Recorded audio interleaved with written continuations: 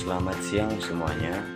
Perkenalkan, nama saya Moreno Kindahlan Sinaga dari kelas 10 fase E3 SMA Negeri 1 Sunggal.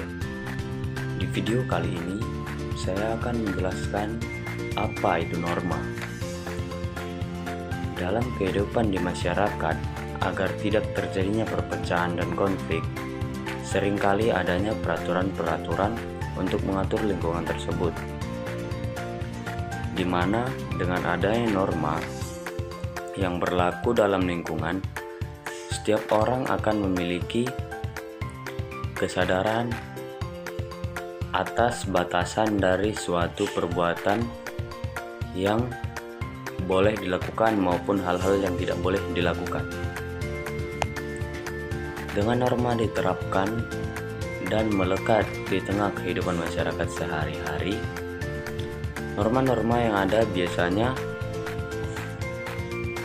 berupa aturan tertulis maupun tidak tertulis yang dipatuhi masyarakat guna menciptakan lingkungan yang harmoni.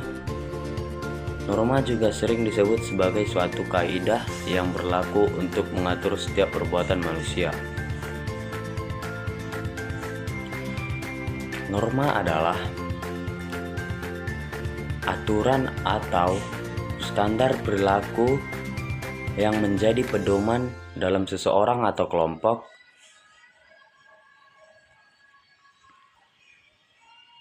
yang bertindak kepada setiap orang atau lingkungannya.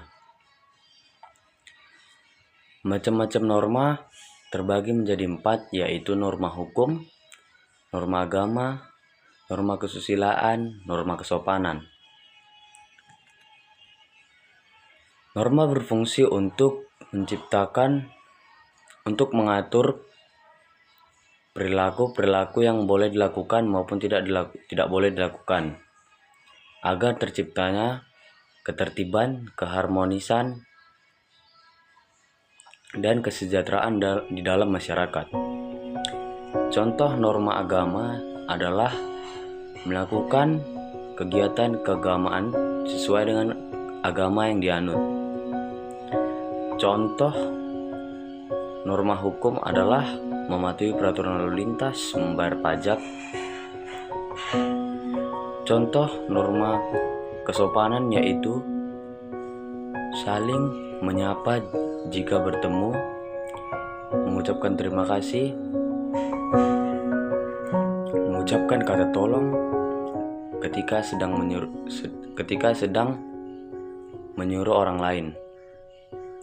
Norma kesusilaan yaitu norma yang sering kita lakukan dari diri kita sendiri. Contohnya memberikan salam kepada orang tua, tidak berbohong, tidak mencuri, dan lain-lain.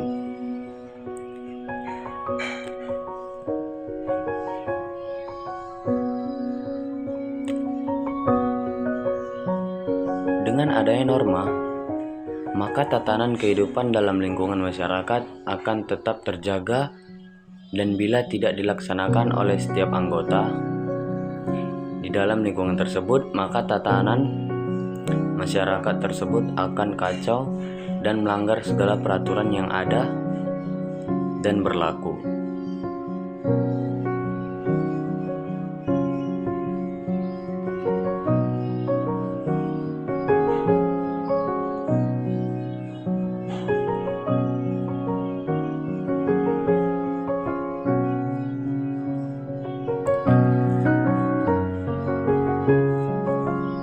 Norma dibagi menjadi berdasarkan tingkatan daya ikat. Yang pertama yaitu cara atau usage. Norma sosial jenis ini memiliki daya pengikat yang paling lemah karena sanksi yang diberikan jika dilanggar biasanya hanya berupa cemoohan atau teguran. Contoh dari norma sosial jenis cara adalah ketika kamu sedang makan tidak boleh berbicara Dan ketika norma tersebut dilanggar, kamu akan ditegur atau diperingati oleh orang-orang yang ada. Kedua yaitu kebiasaan atau folkways. Norma sosial jenis ini memiliki daya pengikat yang lebih kuat daripada norma jenis cara atau usage, karena merupakan suatu aturan yang akan dilakukan secara berulang-ulang. Contoh dari norma sosial jenis kebiasaan adalah kita sebagai manusia harus menghormati orang yang lebih tua dibandingkan kita. Jika norma tersebut dilanggar, maka sanksi yang diterima akan berbeda-beda tergantung seberapa sering kita melakukan hal tersebut dan apakah ada niat untuk merubah diri menjadi lebih baik. Ketiga, ada tata kelakuan atau moris. Norma sosial jenis ini memiliki daya pengikat yang lebih kuat daripada norma jenis kebiasaan atau folkways, karena norma jenis kelakuan merupakan suatu aturan yang telah disepakati dalam lingkungan masyarakat dan dijadikan nilai standar bagi orang di dalam lingkungan tersebut.